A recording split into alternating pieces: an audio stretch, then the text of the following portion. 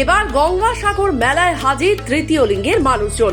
তারা যেমন নিজের পরিবারের জন্য প্রার্থনা করছেন, তেমনি সমাজের বিভিন্ন স্তরের মানুষদের জন্য প্রার্থনা করছেন। গঙ্গাসাগরের ব্যবস্থাপনা নিয়ে তারা ভীষণ খুশি।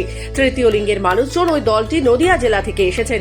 কপিলমুনির মন্দিরের সামনে ভিড় করেছিলেন তারা। তাদের দেখে অনেকেই ছবি তুলতেও এসেছিলেন। তারাও সকলকে আশীর্বাদ করেন। সেখানে নিজেরা নাগা সাধুর কাছে গিয়ে আশীর্বাদ গ্রহণ করেন। এরপর তারা জানিয়েছেন, আগের থেকে মানুষের দৃষ্টিভঙ্গি অনেক বদলেছে, বদল হয়েছে তাদের প্রতি অন্যের চিন্তা ভাবনার। ফলে তারা স্বাচ্ছন্দ্যে ঘুরতে পারছেন।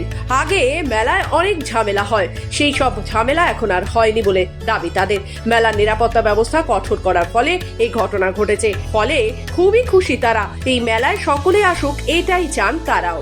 এদিকে মেলায় এসে তাদের থাকা খাওয়া কোনো সমস্যা হয়নি বলেও জানিয়েছেন তারা।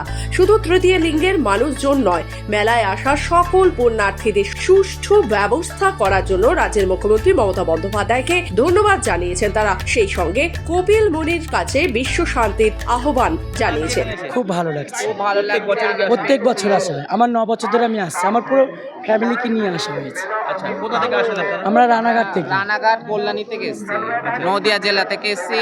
আমাদের এখানে প্রতি বছরই আসি, খুব ভালো লাগছে আমাদের এখানে এসে আনন্দ করে। বাবা কপিলমুনির আশ্রমে আসি, খুব ভালো লাগে। অনেক কিছু ঘুরি ফিরি দেখি, ভালো লাগে। কিছু কিছু কিছু গার্ড আছে, খারাপ আছে, ভালো আছে, সব মিশিয়ে সবাই চলতে হবে, এটাই। থেকে অনেক পাল্টিয়ে গেছে, প্লাস আরো ভালো হয়েছে।